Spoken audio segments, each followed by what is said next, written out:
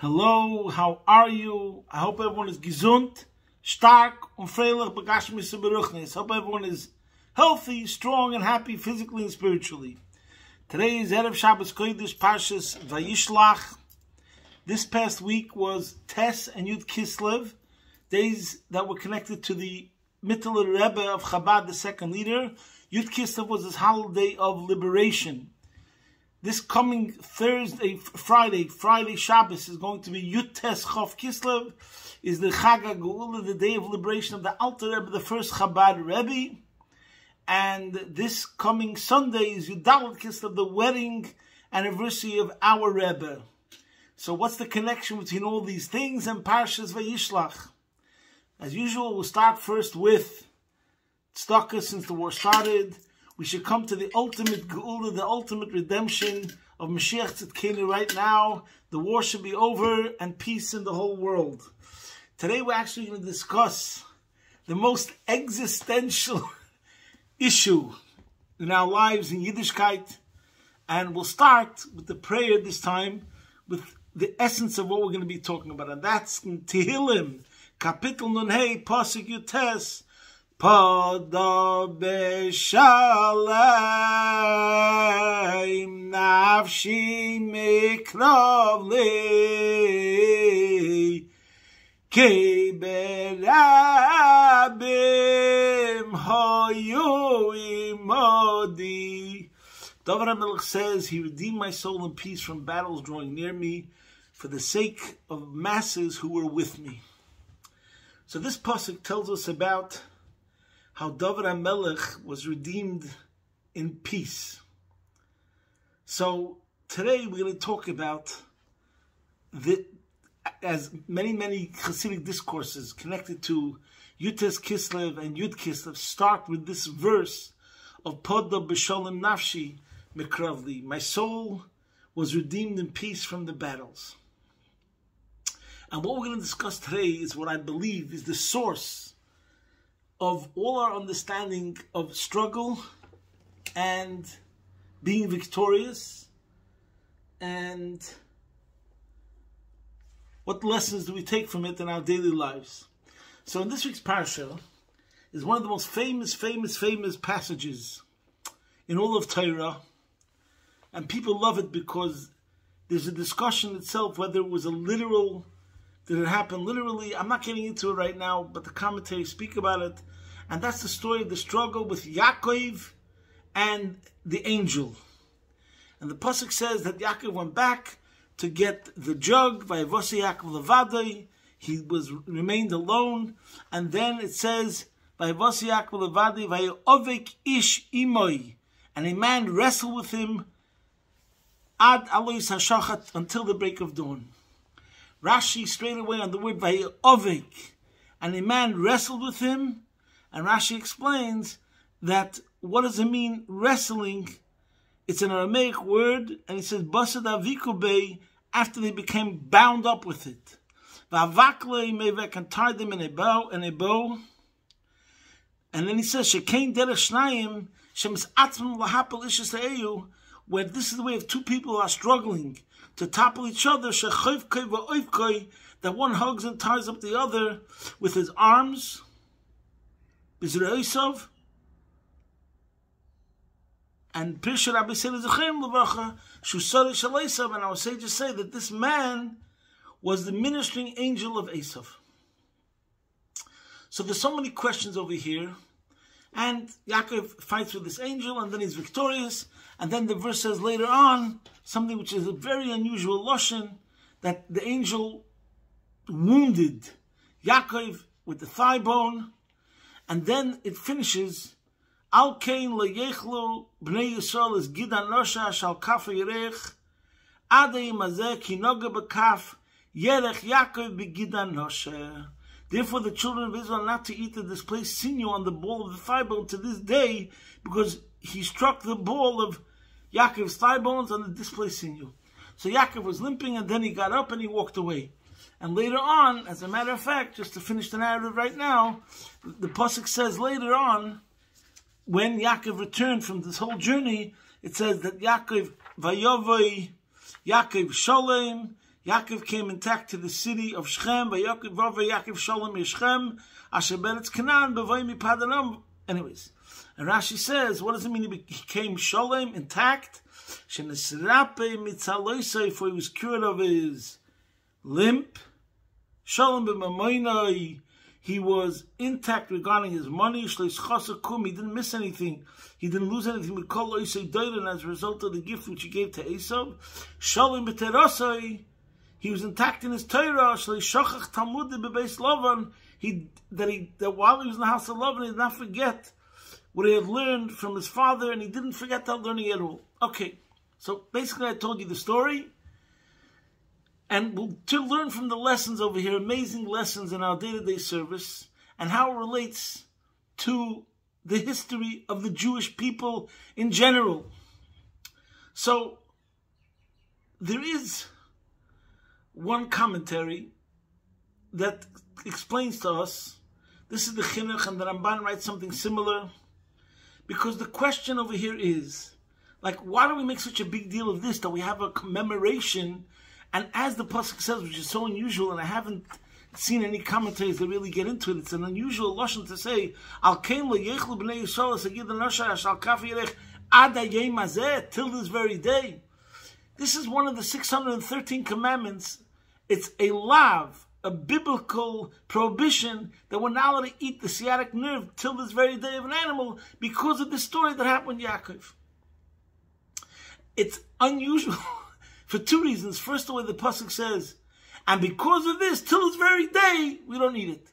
How come we don't find that about any of the other mitzvahs that it says, until this very day, we don't do this and this? Second of all, that it should say an actually commandment connected to an event. It's very unusual. Like, for example, when it comes to the mitzvah of Sukkot, it says that we have to sit in a sukkah. Why?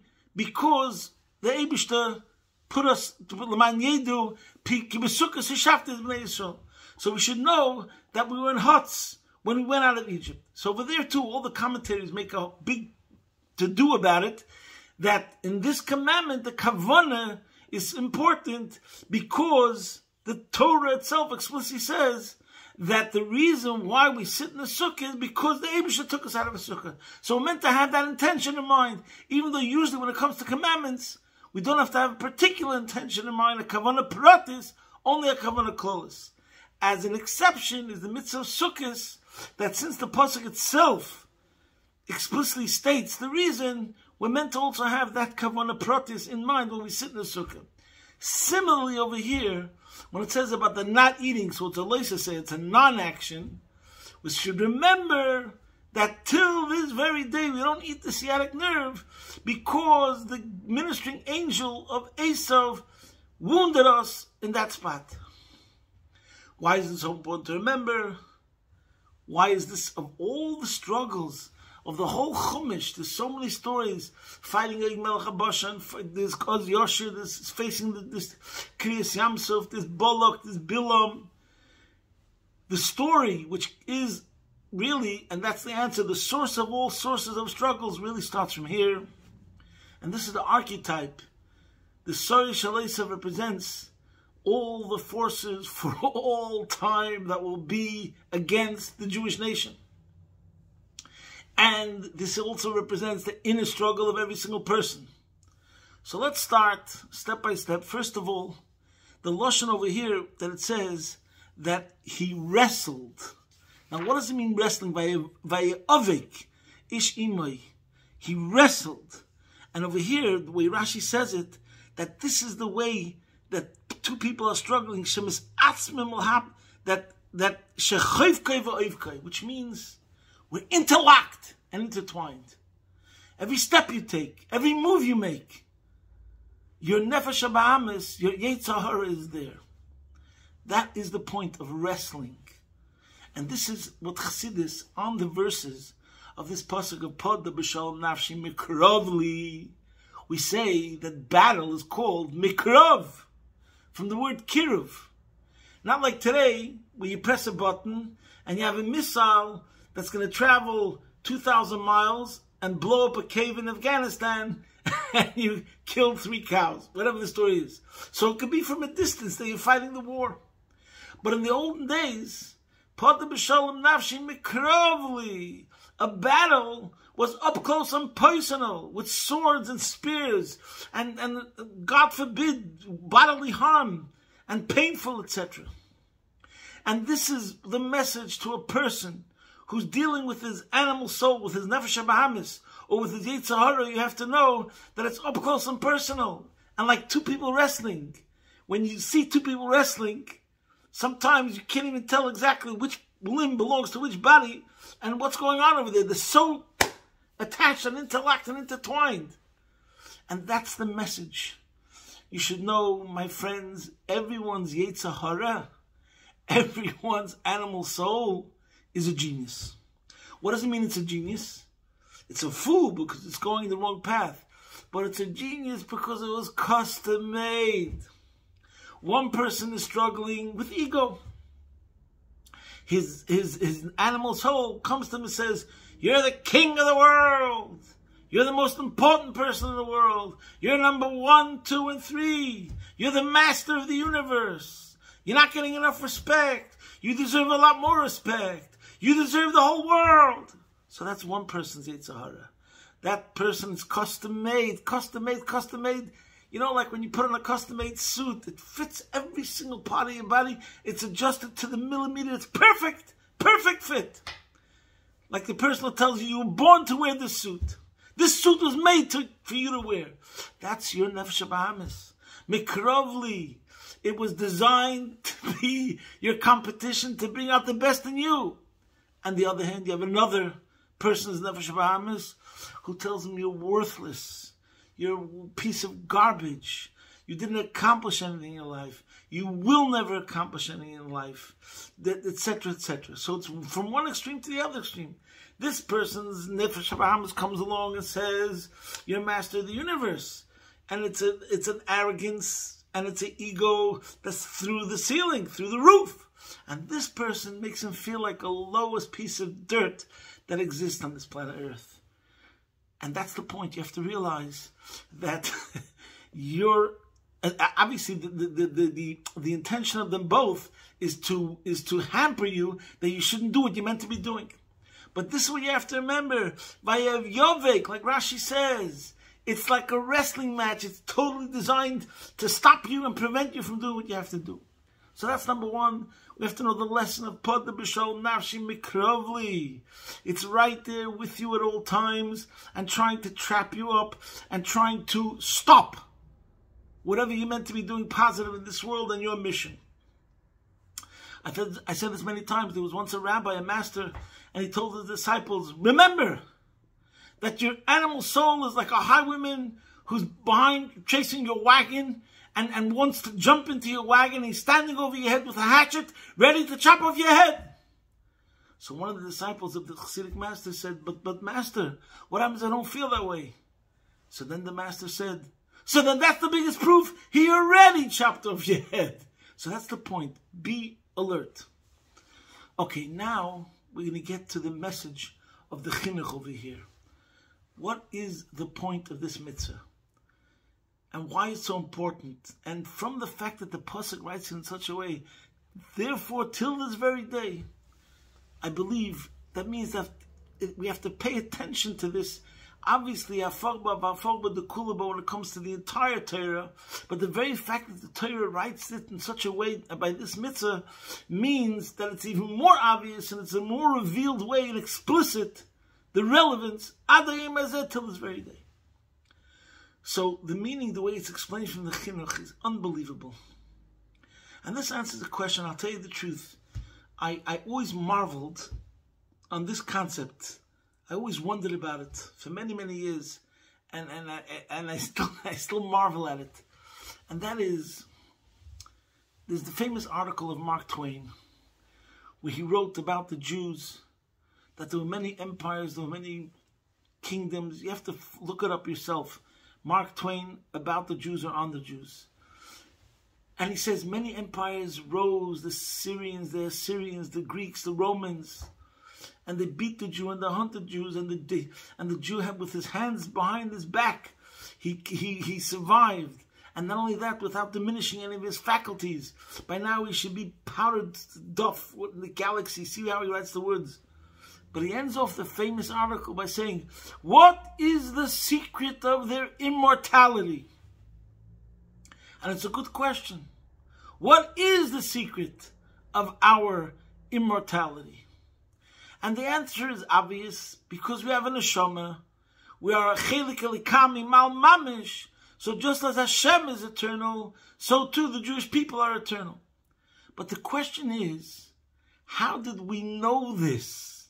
In other words, what sustained the Jewish people through thousands and thousands of years of persecution, oppression, exile, and tragedies? How did the Jew keep the spirit to know that we will win? And not only will we win, we are invincible. We're indestructible. How did we know this? And I always wondered this also myself. It's a medrash. It's a maimer azal. How do we know this? And the answer is, according to the chinuch, we know this because this was the meaning behind the mitzvah. In other words, from this story with Yaakov Avinu, from that day onward, the Torah writes that we don't eat from the Gid HaNosher. Why? And this was passed on from generation to generation.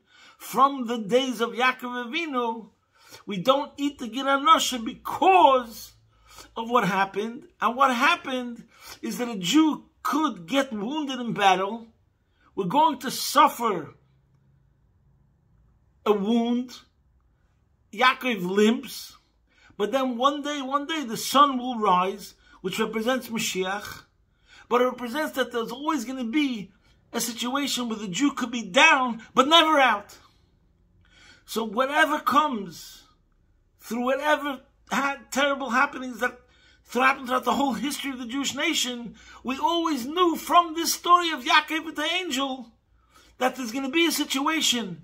We can get a wound, we can get a punch in our solar plexus, so to speak, and we might be down, but never out. And this is the story of Yaakov.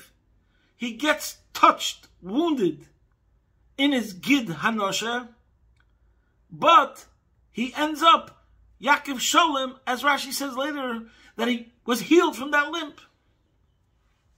So this is an amazing, amazing point, and that's what it means that the Jews knew this. We knew this, and this was passed on from every generation to generation. Now, did every single Yid know it? Every single Yid knew it, like every single Yid knew anything else. It's one of the 613 mitzvahs.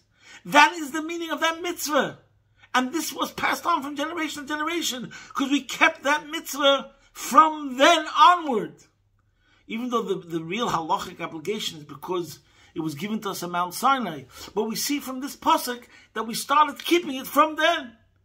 And the narrative and the story that happened from then, as it says in our Torah, was passed on from generation to generation forever. Okay, now let's discuss some other aspects of the mitzvah. It's interesting that we celebrate it, we commemorate it, not by doing something. We don't make a celebration, a Thanksgiving's dinner, so to speak, to remember this miracle and this lesson for all time, that no matter what, we shall survive and we shall win. So maybe one aspect to it is that according to Chassidus, another aspect over here is that Yaakov is hit in the thigh. Many commentators speak about it. I'm just going to give one aspect as explained in Derech Mitzisecha from the Tzemach Tzedek, where he says that what Netzach, there's an attribute called Netzach. Netzach means victorious. But there's Chabad, Chagas, and Nihi. Chabad is Chochmah Bina Das, represents the intellect. Chagas, Chesed Gvur Tferes, represents the emotions. And then Nihi, Netzach Chod Yesod, represents more the action-oriented ability to carry through something. So what's explained in Hasidic philosophy is that, what does it mean that we get hit in our netzach, in the thigh region, so to speak, that means a person who's not inspired. He's not inspired, not on a Chabad level. He's not enlightened. He doesn't understand necessarily, appreciate the depth to something in Judaism.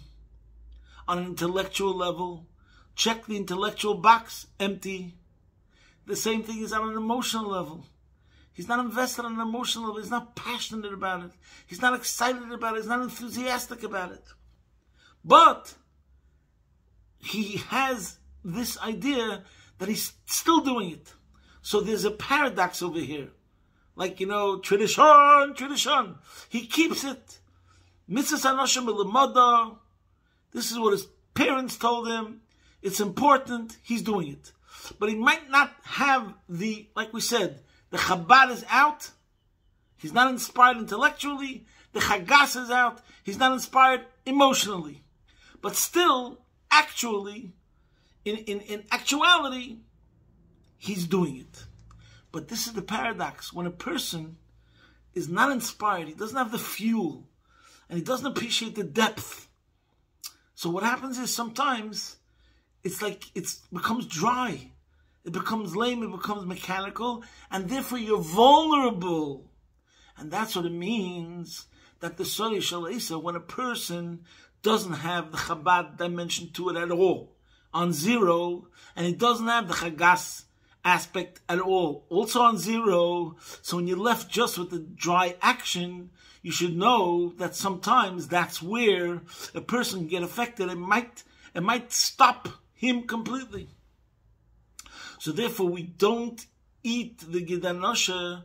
That's like saying we're taking a picture of where there was a vulnerability. And by not eating that, that's like the warning signal that says, don't be a person that is not involved totally. Try to make it an immersive experience. Your Judaism shouldn't be only dry, because if it's going to be just dry, without fuel, without fire, without passion, then it could be in the end, it'll just dry up completely. And that's why this is part of the lesson over here also, not only the fact that we survived, and that's the main message, and that answers us about the very existential idea that we started off speaking about today, the immortality of the Jew, wow. But there's also another message to the mitzvah, which is to beware, be on guard, be alert. What's the vulnerability? Where are you weak? Where are you susceptible to be harmed? And that's also part of the mitzvah, as we explained from the Tzemach Tzedek. Now, we explained the connection between Yutes Kislev and Yud Kislev, because the Mittel Rebbe and the Alter Rebbe both, it says, according to the way we were told, and the Alter Rebbe himself said it, and the Mittel Rebbe also, that when they were in prison and they actually said Psalms, and they came to the verse, Poda b'shalom nafshi, mikravli, ki berabim hayu madi, they were notified that they're free, that the decree for being put in imprisonment is being taken away. So this is the lesson. Number one, you have to always beware, mikrav, how you have in the inner struggle that's going on in every single one of us. We have to realize that each one of us has a custom-made adversary that Hashem made in order for us to be victorious over it, and we have the power to be victorious over it. But we have to realize that it's always there, mikrav. But it's going to be Pada B'Shalom. The whole point is, if you're connected to the right weapons of Torah and Tefillah and Gamach, so then you'll be able to overcome all adversity. And we have to know also, I want to speak about what we're living through now, historic times. What happened this week is so unbelievable. Getting back to Mark Twain's article, my friends, we're living in miraculous times. He wrote, there's been the Romans and the Assyrians. 2 weeks ago, my friend, if you would ask anybody on this planet Earth, including the intelligence of the Israeli army, that we will, in 2 weeks' time, be able to completely wipe out the threat level of a country that has been our enemy for more than a half a century, and will be able to do without losing one life, you would say, no way. No one on this planet Earth anticipated what happened with Syria this week. And they say that even the rebels that were involved, the different factions, had no idea, because they thought they're going to first take over this city and that city, but they didn't believe that all of a sudden Assad will leave and the whole country will be abandoned and that they'll be able to take over the entire country. And look at what the Vayishlach did for Eretz Yisrael, that he's taken out the entire capabilities of that country to be able to cause harm to Eretz Yisrael, etc. So this is definitely a miracle, and a miracle that no one anticipated. And therefore it's a miracle, because if you would have spoken like this 3 weeks ago to somebody, they would say, you're off your mind, you're out of your mind. So the Vayishlach should help that, just like we saw this miracle, we should see more miracles in the future. No loss of life, and it should be pod b'shalom nafshi. Now, I somewhere, I forgot right now offhand, I remember when the Rebbe once spoke about this Rashi, where it says, Vayova Yaakov Sholem, it says he was complete, that he didn't lose any of his money, and his body was physically healed, and he didn't lose any of his Torah. If I remember correctly, the Rebbe makes a diuk in Rashi over there, that when it comes to the body, first he was limping. So there's a temporary diminishing, there's a temporary loss, so to speak. And the same thing is when it comes to the finances, he had to give away something first, but in the end, he didn't lose anything.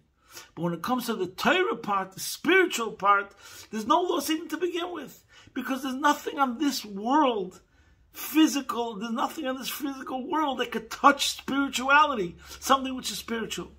And this we have to remember, the famous talk that the Rebbe Rashab, the 5th Lubavitcher Rebbe, gave, and then the previous Lubavitcher Rebbe, the 6th Lubavitcher Rebbe, gave it on the day when he was sent into exile, a famous talk which starts nit mit unser Willen sein mit weg von Eretz Yisrael und nit mit unsere Koiches, wenn wir zurückkommen in Eretz Yisrael. He said, not with our own powers were we driven from Israel, from Eretz Yisrael, and not with our own powers will we come back. I'm not going to read you what he said there, but I just want to remember I just want to read one paragraph over here. Aber das darfen alle Amem v'zana pnei Adama wissen. And this all the nations of the world have to know. As nor unsere Gufim seinen übrig geben in Golos v'shibud malchis. Only our bodies are given over to the servitude and to exile of other nations. Aber unsere Neshames, but our souls, hat man in Golos nicht vertrieben. Our souls are not in exile. And in Shibud Malchis nicht übrig geben. And we were not given over to the servitude of other nations. In other words, when it comes really to the soul, and the neshama is always connected. And this is the message we learn from this week's Parsha, from the Gir HaNosha, about the immortality of the Jew, is because we have a special connection, and we have a special soul, and we have to keep on emphasizing the superiority of that soul, and we bring out more and more of that connection, so then we'll see more and more also in the physical sense, how it's going to be completely Pada B'Sholem Nafshi Mekrovli. And as the song over there ends and the kapitel ends, Va'ani eftar boch, Va'ani eftar boch. We have to just increase our trust in Hashem. And we'll see, as we saw this week, miracles that we never imagined would happen, happening before our very eyes. And this all is connected with the more we put betochen in Hashem and go in the ways that He told us to go, then the more we will see the good results. Be well, and this is also, I just realized the connection to the Rebbe's Chasana is that the Rebbe, more than any other leader, spoke about this idea also of influencing the non-Jewish world, also something of Mashiach, as we say in this week's Haftorah, Va'olam Mishim B'Har Tzion Lishv'Tzad Esav. So, with the Rebbe becoming the leader of our generation, it started something new completely that never happened before. How the Rebbe also spoke about the concept of Sheva Mitzvahs B'nei Noach having an impact on the non-Jewish world to keep their 7 mitzvahs. So in any case, we should all do what we're meant to do, and this will bring the Geula Mitzvah Shleima Take of Miyad Mamish, posting from my home, Be'ez Hashem Yisbarach, your man in Melbourne.